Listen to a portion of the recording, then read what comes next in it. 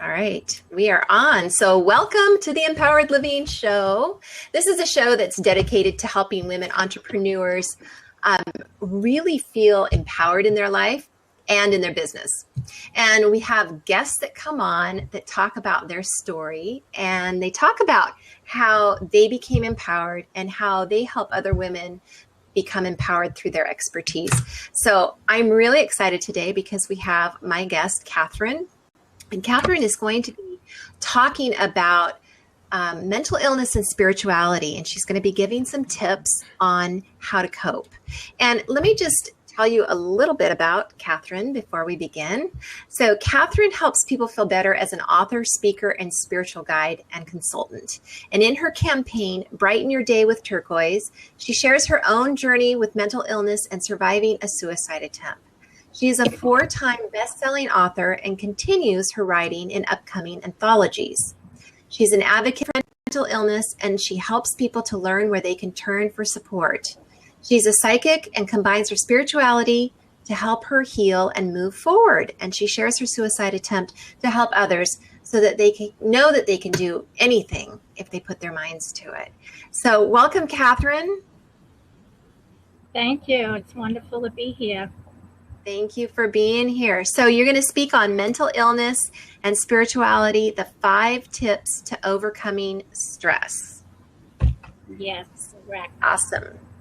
That's perfect. So I wanted to just ask you if you could talk a little bit about your story and how you became empowered, and then we can go into some of the questions that you wanted to cover.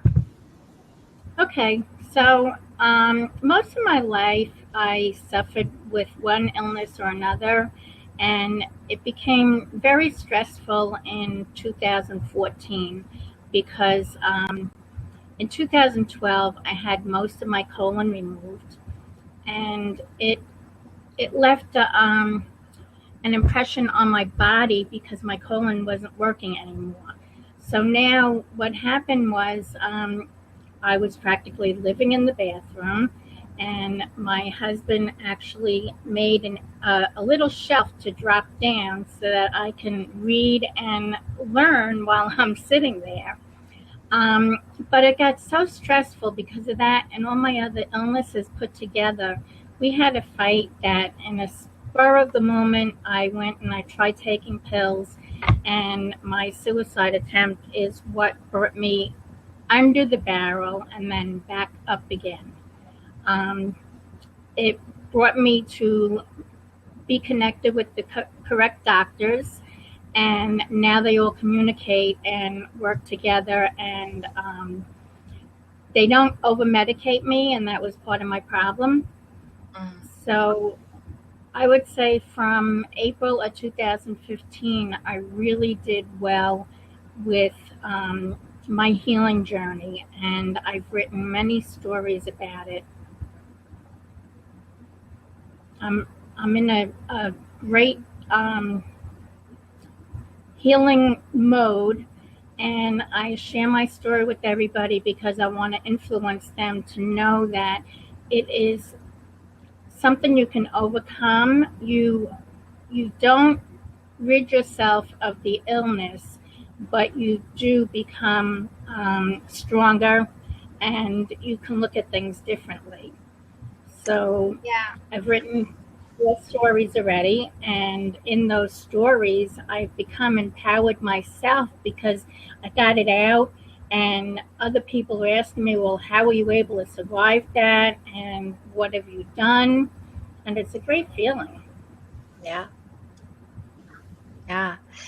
So it's interesting because I think depending on your journey, and I believe that we're all here to be on a journey, and I believe that,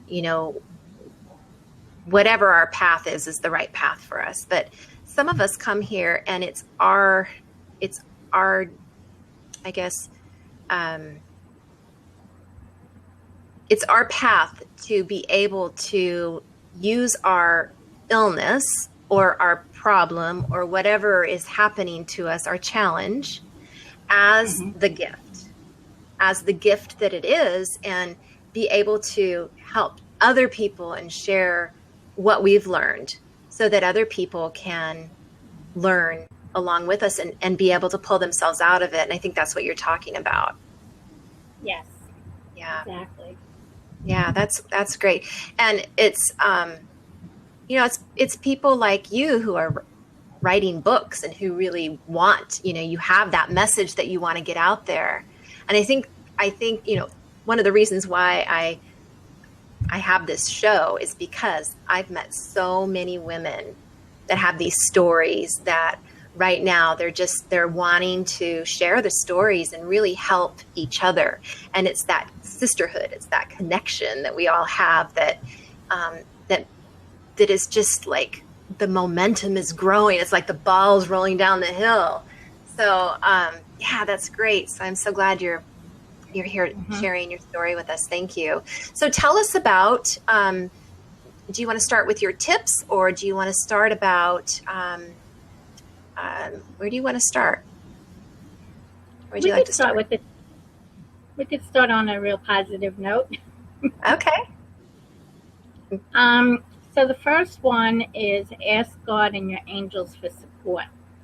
Okay. And I'm very spiritual and have been working with my angels since 2010 on a steady basis.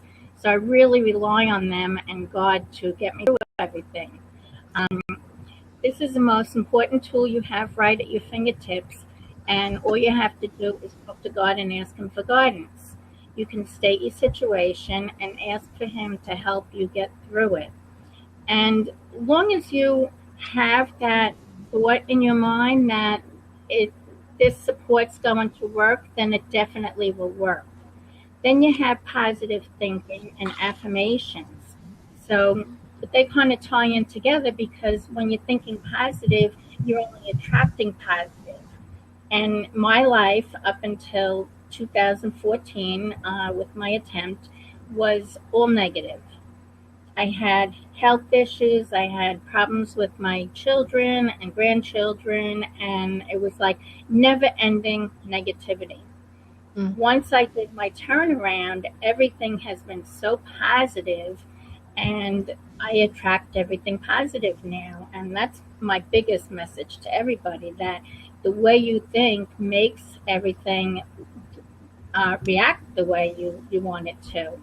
And I found that by me thinking positive, it changed my relationship with my husband, because he's gotten to think a lot more positive too.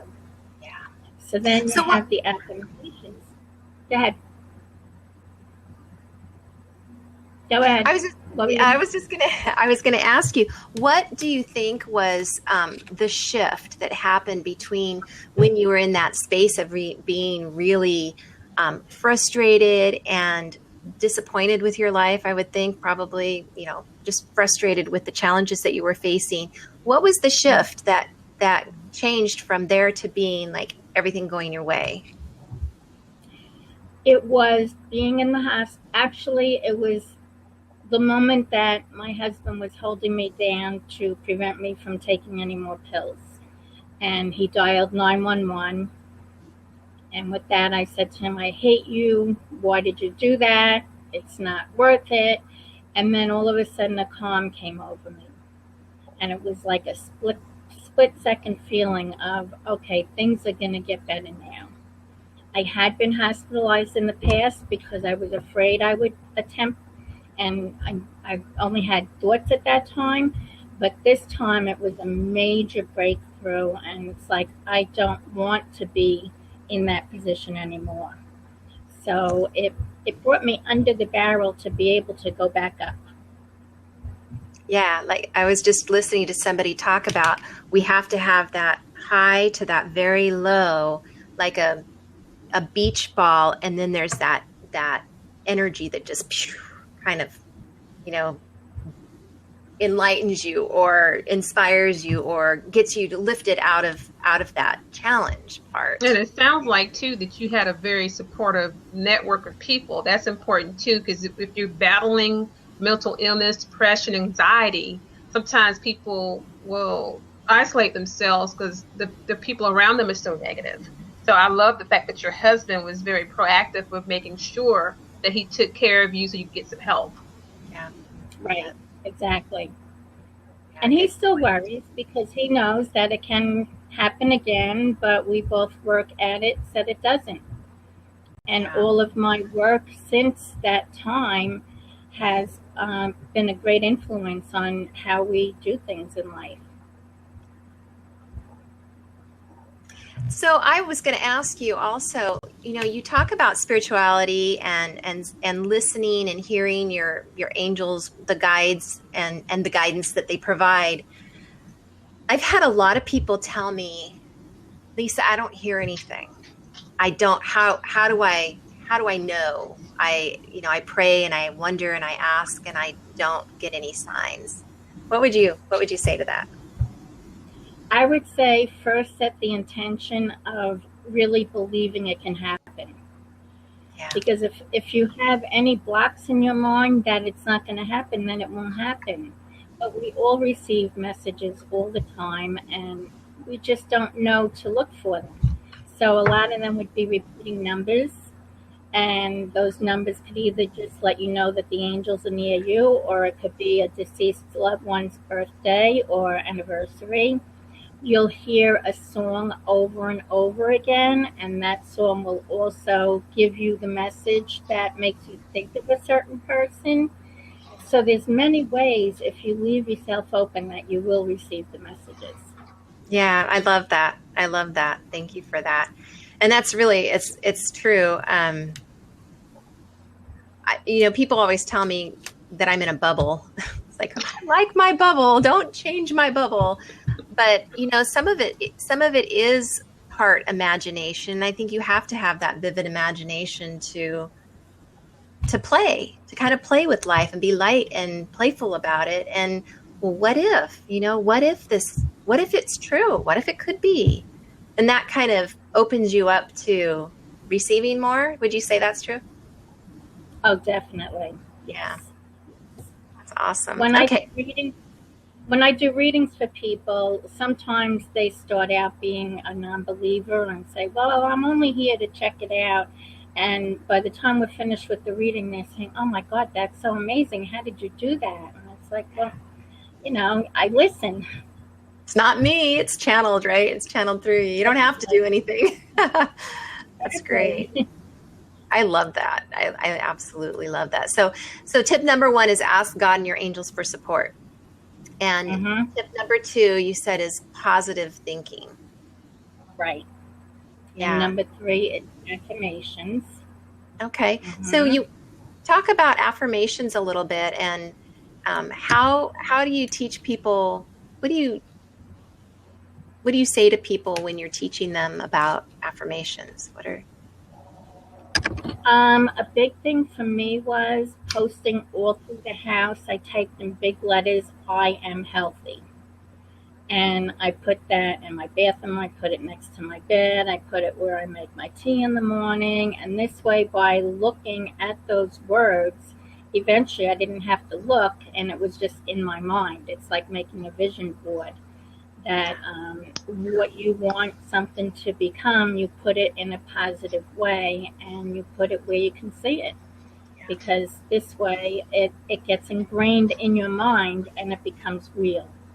Becomes part of, yeah. Because, and I've heard it said, and I do this too, is every morning in meditation is just actually being in that place, being that person that you want to be. Becoming, just sitting in that energy of where you want to be, visualizing yourself as that person that's already there. And what are you doing? And how does it feel? And I think that feeling part of it is what helps to carry that.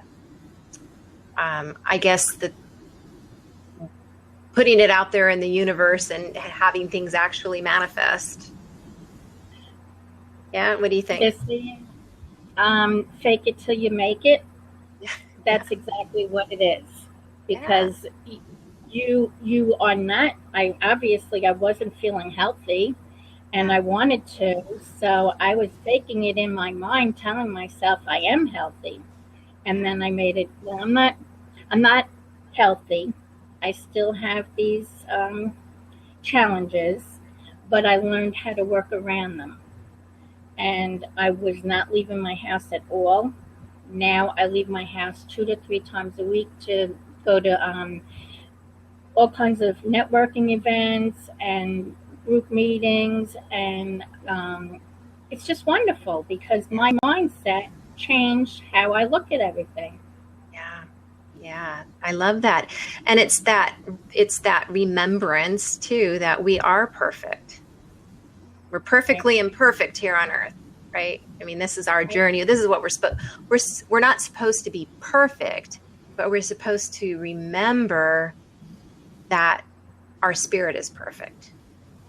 Our body is just the vessel of our journey. Right? I mean, that's my thought. What do you guys think? Definitely. No, I agree. And I think that since there is a lot of time, there's a lot of stigma to mental illness. I mean, you didn't really hear people start talking about this until Robin Williams killed himself. And he was the one that made everyone feel good, but he wasn't feeling good himself. And so what you're talking about is getting back to yourself, working on yourself before you can go work on other people. And you writing these books, you're destigmatizing all of this. And, people think of crazy people as walking around with their hair all wild and they're mumbling or whatever. But there are a lot of people that are mentally ill in private, and they're scared to come out and say, hey, this is happening to me. Can I please get help? So, I mean, thank you for talking about this, writing these books and helping all these people.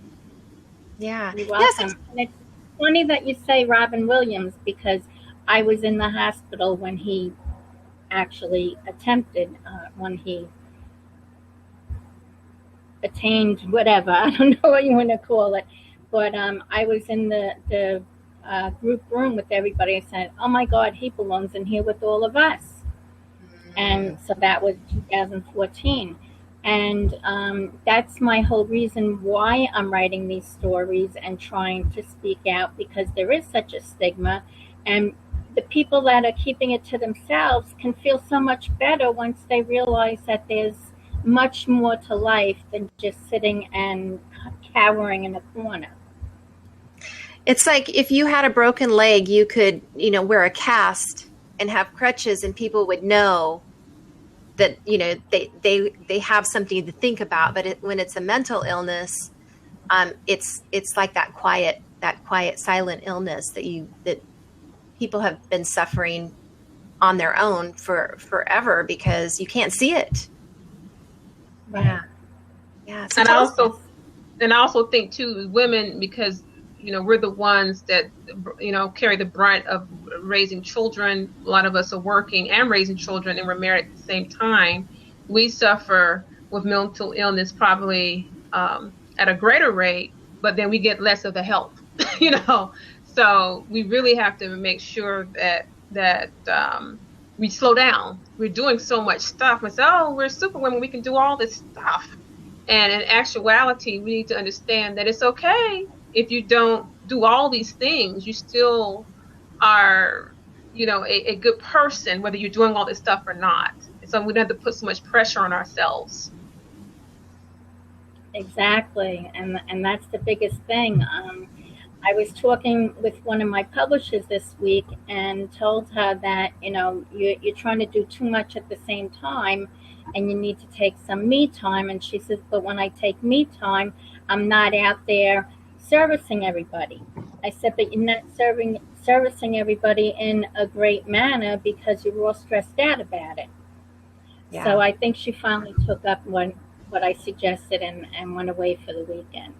That's awesome. Yeah, I have some people in here.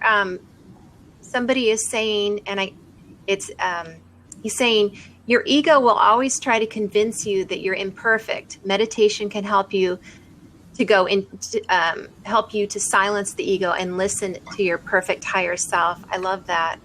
That's amazing. And And you're saying you meditate twice a day?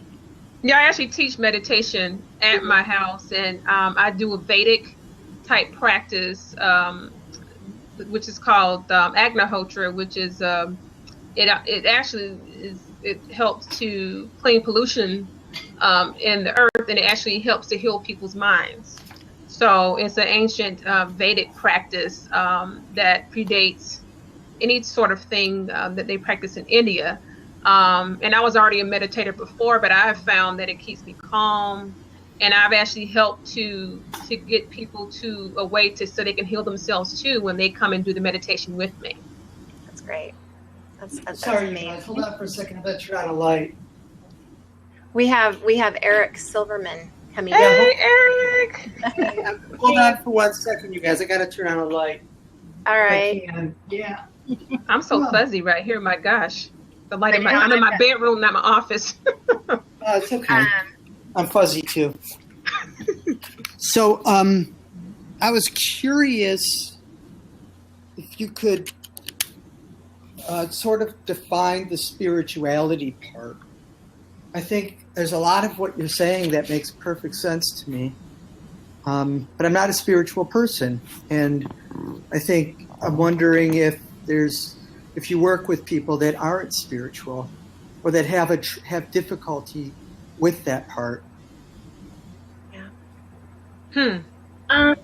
What I could say basically is spirituality is kind of an uplifting feeling. Mm-hmm. And you don't really have to follow a specific line, like you don't have to follow a specific religion. Somebody that doesn't look at it that way could think about, well, everything is energy and we put everything out to the universe, and what we put out comes back 10 times stronger. And we could do it as a base like that.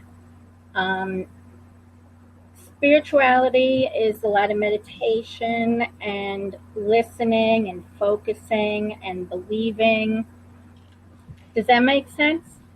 Yeah, it's kind of undefined in whatever the individual wants to use it for. Is that what you're saying?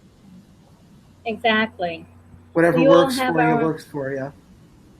Exactly, right. Oh, that's cool. So for me, it happens to be spirituality, but if somebody is suffering from depression, then we look at the positive thinking and what can we do that's going to make us happy for the next minute. And I tell everybody I live 1 minute at a time. Good for you. All right, I'll drop it. Maybe somebody else wants to come in, but thank you so much. Thanks, Eric. You're welcome. See ya. Nice to meet you in person, Eric. You too. Anybody else want to come in? And I think that's a really good point. Thanks, Eric, for bringing that up, because, a lot of people believe in, there's so many different religions. There's so many different practices. There's so many different things. And it doesn't matter which one you choose that's right for you. I think what matters is that you have a connection with something that's bigger than you, that gives you a sense of security and purpose. And I think that's what's important. I think that's what people have done a lot of studies on, is if you have some sort of belief in something bigger than you, whether it's a planet or a symbol or the earth or whatever it is, that connection that you believe is what gives you purpose, what gives your life purpose. And that's what you're saying, right? Is that what you're saying? Right, exactly. How is it bigger than somebody? And I think, Catherine, is important, because you're not talking about religion, which religion sometimes goes with all the dogma. Because, when I talk about meditation, and, I'm friends with atheists, agnostics, some people that are friends of mine that we grew up Christian, they don't really associate with me anymore, because they're like, what are you doing? Yeah. You're doing some Vedic fire ceremony. What's wrong with you? And so I like to keep myself open, because what you're talking about is not about a religion. This is about sharing some information. If it works for you, the meditation or time of silence or whatever it is, that's what you're talking about. Yeah, we're not talking about dogma of, whatever was written in some book or something, and that's totally different. Right. Yep. Right. Because each of us is an individual. We have our own thoughts and beliefs, and whatever works for each individual is how you make your base. Right. Yeah. It has to feel good and in alignment with you. Mm-hmm. Yes. Yeah. Yes. So tell us about your books. Okay, so the first one, I wrote my healing journey, and I introduced that I had many illnesses and I attempted suicide. And by the time I was writing this book, I was told by my angels that I should make a campaign for mental illness to help people that are struggling themselves to be able to get help. So I introduced Brighten Your Day with Turquoise because turquoise is a calming color. It helps us focus. It gives us confidence. And it's just an all-around wonderful, warming color. Then the next book would be My Journey to the Stage, how I overcame my health situations and wanted to spread the word and talk in public. I've spoken on stage a couple times. This is my first video. And I just love being able to help people. And that's mostly the message that I'm trying to write in these stories. Then we have Chocolate and Diamonds for the Majesty of Motherhood. And with that one, I wrote Worthy of Respect. And that's because my 3 adult children were disrespectful to me because I treated them horribly at times because of my mental illness. Yeah. And it was like, I knew I wasn't being good at times, but it was like I didn't have the control. So now it's turned around and we have a great relationship and we see each other often and it's wonderful. So I put that all out in that writing. Then I wrote My Journey and Destiny with Mental Illness, which elaborates even more on what I went through and how I've gone from childhood with physical ailments to the mental illness part and then to the healing part. Then a 5th book is releasing in a few weeks where I wrote 4 mini stories in 365 moments to grace. And one of them I wrote how the angels saved my life because when I had my major surgery, I had a complication that I had a hernia mesh strangling my small intestines. And the doctor had to gingerly work on removing that mesh so that it wouldn't puncture and cause a septic infection. So he came out and 3 hours extra surgery. He says to my husband, I just saved her life. And it was touch and go for a while. But I wrote how the angels guided me to the correct doctor because any other doctor may not have investigated what the problem was. Then I also wrote how my father saved my mother's life, where he had heart problems and he kept on passing out. But this one particular time, he passed out and my mother thought that he was dead and she had a heart attack. Wow. So I said, Mommy, he actually saved your life because you could have had a heart attack when you were sleeping or you could have been driving, and he just made it where you were in the company together. So they were both in the same hospital on opposite ends for a few days. Wow. So I've written, small stories there, and I'm going to be writing in many more anthologies coming up. I'm enjoying writing. That's Well, I great. can't wait to read your books. This is wonderful. I can't wait. And the wonderful thing about all of these books that I've been contributing to is they're all uplifting books. Most of us, the authors are mostly women, and we are sharing how we've had our problems and how we got through them. So they're very inspirational on letting people know that they're not alone.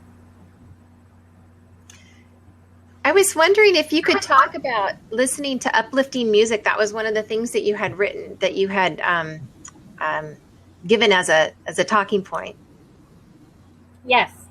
For myself, I know if I hear music that is almost like a dance type music, I start moving and feeling the music. So if you have that playing, no matter what you're doing during the day, and the music is always uplifting, it's going to make you feel better and feel more confident in what you're doing. I was It's just message in itself. I'm sorry, what was that? I interrupted. It's like a message in itself. Well, they have medical studies that show that playing music in oncology wards, playing music even when operating on people, that does have an impact on healing and how people recover. So that's interesting that you're talking about that, because how many of us listen to Queen or Jay-Z or whatever music, Garth Brooks or something, when we're feeling down and we feel pepped up. So that's a great thing, using music. I love that too. I was listening to a disco track on the way home, because that's the era that I'm from, and I was just thinking, if you're in a down mood and you can just listen to, if you could think of one decade in your life where you just had fun, where that was like you felt good and you had fun, and you put on that kind of music, that's totally uplifting. I think that's fun. It is. Definitely. I don't know. Yes. No studies yet on that, though. Studies yet to come. Okay. Elliott Smith. Who's Elliott Smith? Someone said when I'm in a down mood, I listen to Elliott Smith. Oh, it's old blues. Somebody listens to old blues. How about some Howlin' Wolf then? That's some real old blues. Howlin' Wolf. I love blues. Blues are awesome. Queen's awesome. Santana is my go-to. What's your go-to, Catherine? Barry Manilow. Yeah, Barry Manilow. All right. In fact, let me give you a real fast thing about him. So there was a time period when I was going back and forth to the doctor often, and I would be playing his music in my car. And instead of thinking it was Barry Manilow singing, I pictured that it was God talking to me. And I could turn most of the songs into how God was talking. And like my favorite one is, I write the songs, and I write the songs to make the whole world sing. And it's like, okay, God was talking to me. Mm-hmm. That's great. And where can people find your books? They can find them on my website, CatherineMLaub.com, CatherineMLaub.com. Type it into the chat if you can, so people can, Okay. Let's see. So Elliott wrote very somber, dark, and beautiful music. I'll have to check that out. Never heard of Elliott Smith. No. Mississippi blues are awesome. I love Mississippi blues. I'll listen to my favorite classical. I like Chopin, and I like old school blues like Ella Fitzgerald. I love Sarah Vaughan. So those are like my two favorite genres right there. Yes, I love Ella Fitzgerald. You women are very inspiring. Oh, thank you. Somebody else just joined. So, the movie Good Will Hunting. Oh, really? Okay. Great. Learn something new. Okay. Perfect. It sounds familiar. I'm not sure. And then Toby. Hi, Toby. We have so many people on here. You have really gathered a crowd here, Catherine. Does anybody have any questions and you want to come on into the extra seat here and ask Catherine some questions? We've got a few minutes. Come on down. Hello. Anybody I know here? There's we've got We've got a nice gathering here. Okay, nobody? Well, thank you. Thank you so much. Is there any last minute, anything, last minute piece of advice that you would like to share with us? Mostly that if you feel like you need help, the best thing is to reach out and try to find someone, even if you can find somebody to be a friend and sit and talk with you. The biggest problem, if you spend the time alone, you really wallow in your misery, and you don't want to do that. Yeah. The connection is really important. Hi, Douglas. Welcome. Hi. Yeah, I have a serious question. I talked to quite a few people here on Blab, and some of them have told me that they suffer from bipolar disorder, and some of them are pretty conservative Christians, and they use their religion as an excuse maybe for not taking medication. How do you handle a situation like that? Or I would suggest for them to find a professional to talk to, and really talk it out a lot with the professional, because they can guide you in a nice way to have you believe and understand why it's going to help. I'm also bipolar, and I'm on medication, and I don't feel like I want to ever try tapering down on my medication anymore, because it just causes havoc. And if you want to feel better, try anything that will work. But contacting a professional, a therapist, a counselor, somebody in the church even, if they go and talk to a pastor and say, this is what I'm feeling, what are your suggestions for me? Because this is what my belief is. Can I work around it somehow? Yeah, that's good advice. Because it seems like the particular people I'm thinking of are not listening to me when I say, please go see a doctor. It's like, no, God has healed me. And I'm scared that they someday might hurt themselves or someone else that they love. Well, it's just like what Eric said earlier. People have various types of mental illnesses. So, what does that mean? When I was in elementary school, they were trying to tell my mom that something was wrong with me or whatever. But my mom saw that I was reading lots of books, and I was writing, doodling different things, and I was doing things. She says, no, that's not what's wrong with her. And then when I turned 18, I began to use food as a way to calm myself, exercise and things like that. And then I started researching on different supplements and things to help me. Now, of course, I'm not schizophrenic, or I didn't have an extreme problem like that, but I was misunderstood. And really what my problem was, like in school growing up, I was bored in school. It was boring. And I needed more stimulation. And then later on, I was tested. They said I had whatever type of IQ and all this sort of stuff. So they would have had me stuck on a bunch of medication, saying that I was crazy, only because I wrote differently. I could read 10 books at one time when I was 7 or 8 years old.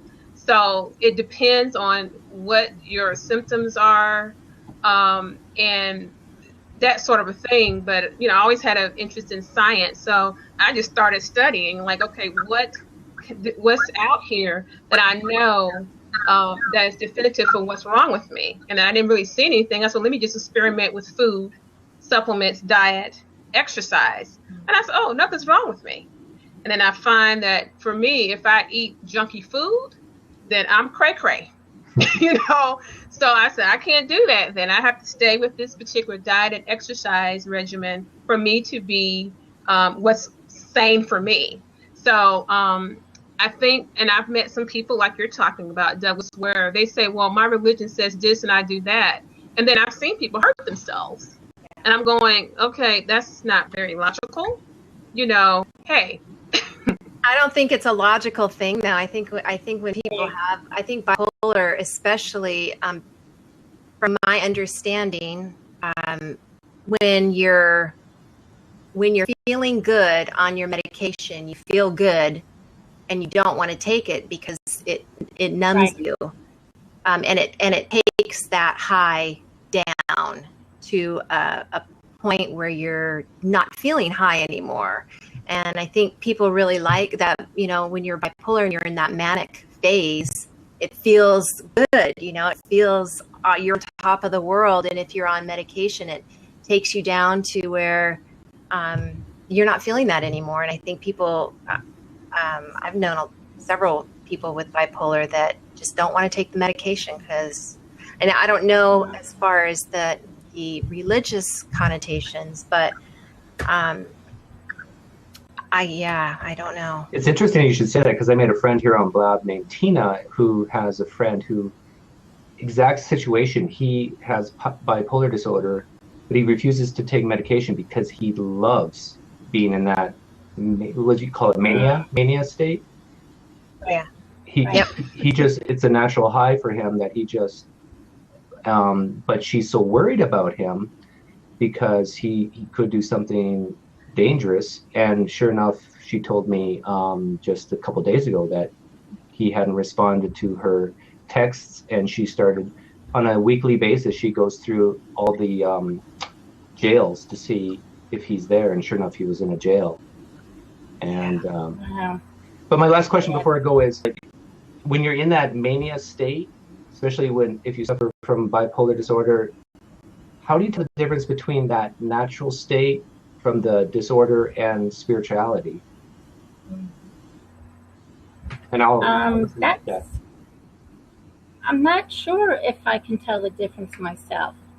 Hello, we lost him. I think you just go ahead and keep talking. I think it was. Okay, so I think that the mania state is more of what you're actually feeling with your body and what's going on around you, where the spirituality is more of your beliefs and how you look at things. I think it's almost like a physical versus mental type situation, because the mania causes you to feel a certain way. The spirituality makes you think a different way. And I did want to add to what you said, Dee, about eating well, because I did start seeing an alternative medicine doctor last year, and he put me on the right path along with all my other doctors to eat correctly, and eating correctly has made a difference too.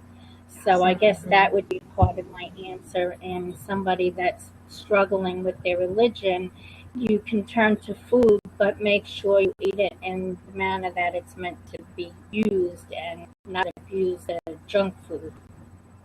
Mm-hmm. Well, that's my specialty.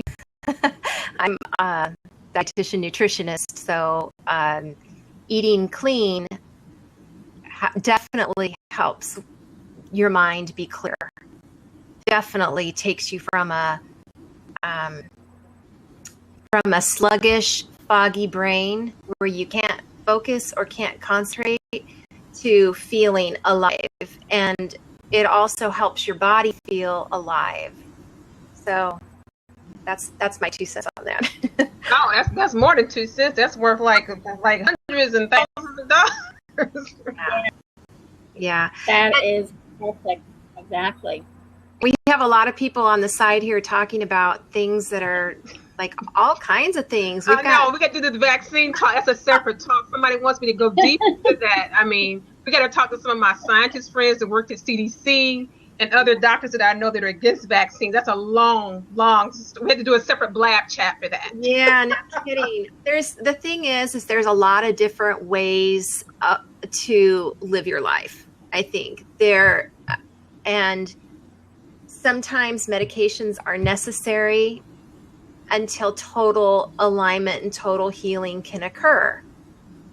Right. I don't see anything. I mean, I would love to be able to just completely be holistic and not have any medications and nothing.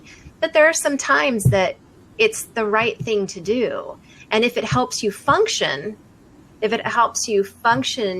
better, then what is wrong? Like if you're able to, if you have surgery and you take pain medication so you can do your therapy and walk again, and if you didn't take the medication and you were in pain and you stayed in bed and couldn't rehabilitate, then what is better? And I think, that's why medications were developed. And I definitely think we over-medicate. I definitely think that there's, kids, like you were talking about, Dee, when you were a child, my son got so bored and they thought he had a learning disability. And it's because he's bored. He's picking bugs out of the grass because it wasn't, stuff wasn't exciting right. to him. And I think today we're just so, we label things. And I had asked Catherine earlier when we were talking about doing this show, what if mental illness is really something else? What if those neurotransmitters or those chemicals that are off are showing us something else? I don't know. I don't have the answer. Well, that's why I always ask, because when I got old enough to take my own health and research into my hands, because I was almost a science major in college myself, so I always had this natural curiosity. But I asked the psychiatrist, are you all even testing the brain before you administer these psychotropic drugs, a lot of which the side effects are suicide or death? So I'm like, are you testing? Okay, so, well, no, we're not testing. And they have to fiddle around with these, with the dosages. And I'm going, that didn't really make sense to me, because I know that science is something where things are measurable. So you're going to mess around with a chemical with someone's brain, and you don't know. I mean, you're fumbling around. No one could ever answer this question. They would say, well, you're not the PhD. I said, well, I don't have the PhD. I could study and become one, because I was interested in science, but it didn't make any sense to me when I asked these questions. Nobody was, I wasn't getting the proper answer. So I think that you have to pay attention to your body, see someone that is a registered dietitian, a holistic nutrition, talk to an integrative psychiatrist, integrative doctors that are looking, or research doctors. Those people are actually in the lab researching. So they actually know more than your regular general physician.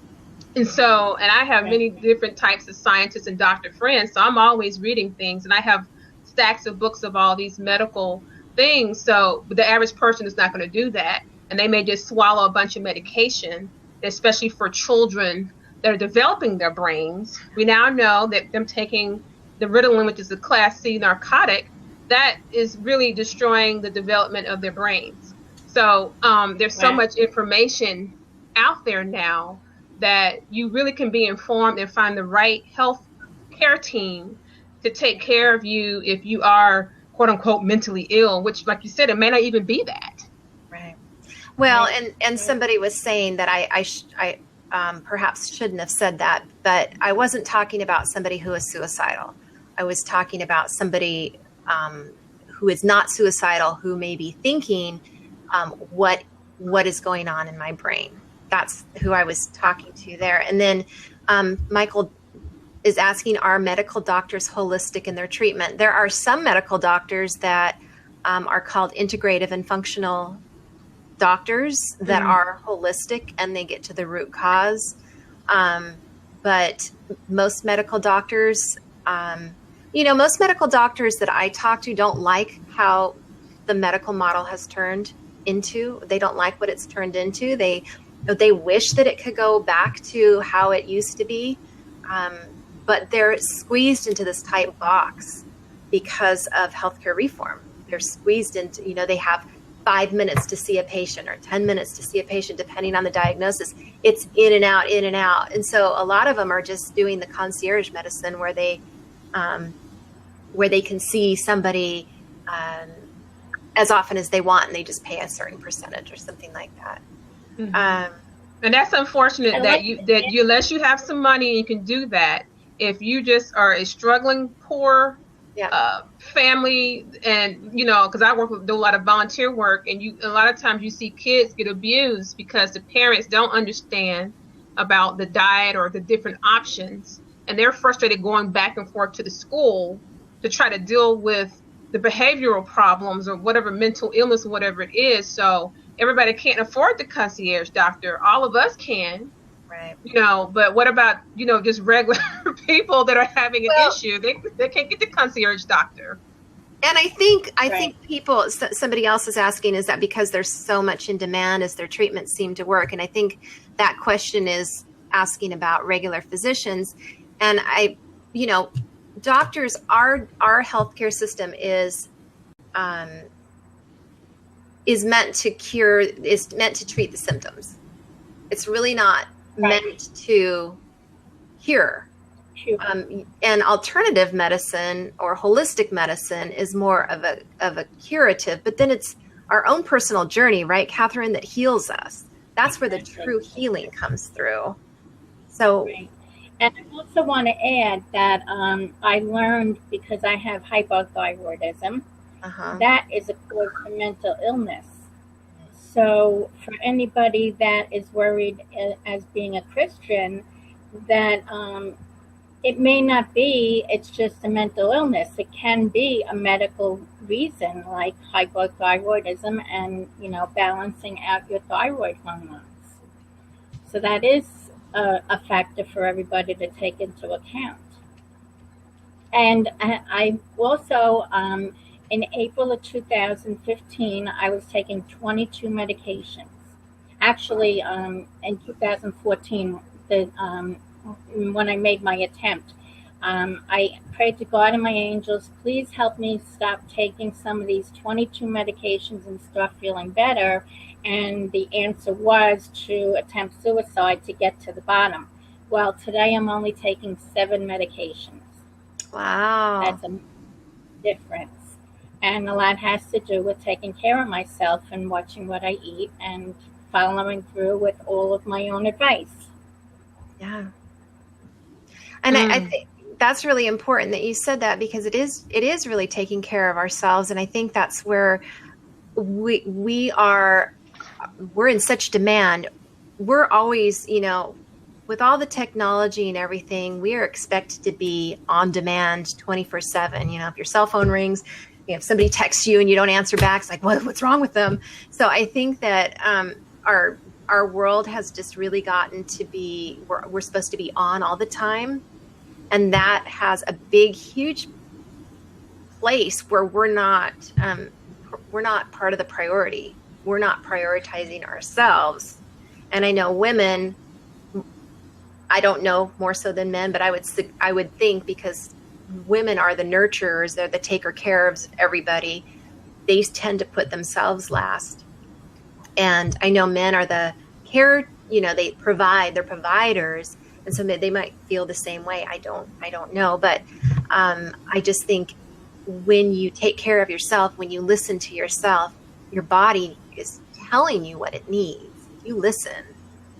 If you don't listen, it screams at you and says, pain, anger or whatever. But yeah.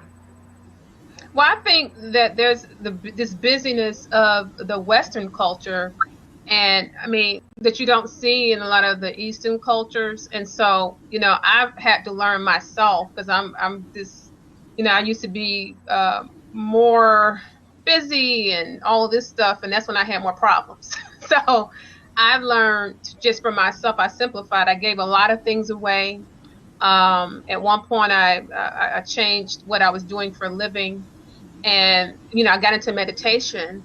And I said, well, I don't need to define who I am by how much money I make or all these accomplishments. Because, I was this high achiever, had to do all these things. And so I find that just simplifying, giving a lot of things away and getting back to meditating and getting back to who I was without all the trappings of all this stuff, that really helped with this. So I think that can be the same for men and women. There's so many things going on. And we forget the simple things, just loving our friends and family, our children, simple things. Hey, can I just meet you in the park? and sit down, pick a daisy, nobody really says that kind of stuff anymore. And that's probably the most healing for your body and for your mind. That's why I like to look at animals. Animals are the perfect example of being just in the moment. You see them stretching out in the sun if it's warm and because they want to, or chasing a bird if they want to, or whatever it is, and because they want to. It's like there's no and we think, well, I can't do that because I have to be responsible. But yeah, you can. It takes 2 seconds. I was doing a talk the other day, and it's like, have you ever waited for something in the microwave? Like waiting for your lunch to heat up, and a minute takes forever. And but if you were to stop and do something that you really liked, like hug your child goodbye, or smell a flower, or stop and look at an insect or whatever, we don't allow ourselves to do that because it takes too long. But really, those are the moments that make up our life. Those are the moments that we remember, are those things that make us feel good. So anyway, this has been a great discussion. Thank you, everybody, for contributing. Thank you, Catherine, for inspiring this whole big conversation. I think it's a hot topic. And I think, so thank you, everybody. Thank you, Catherine. Thank you. Thank you. Thank you for having me. Thank you for your input, Dee. It was very helpful, too. You're welcome. Yeah, thank you, Dee, for being here and helping us out at the beginning. Well, listen, I wasn't even dressed or hair hardly combed. I'm up here working. I'm like, wait a minute, what's going on here? Like, whoa, okay, now this is being filmed, so I'm like, That's the way that it always happens, and that's when you have the most fun, right? When you're not expecting it. So, all right. Well, thank you, everybody. This is going to be recorded and on the replay. If you want to go to the replay, you can join the Empowered Living Facebook group. You forgot the name. Oh. And you'll be interviewing me, I think, in November, I think, because you're so booked up. So I'll be talking to you again. But if you have anybody that cancels, just text me and see if I'm available, even if I'm traveling, so I can jump in real quick. Yeah, PM me your text info. Okay, I'll email you my text information. Okay. My phone number. All right. Yeah. Well, thank you, everybody. Have a great night. We'll see you. Thanks, everybody, for joining. Okay. Bye. Bye. Bye. Bye. I'm going to kick you guys out so I can stop the recording. Okay. Bye.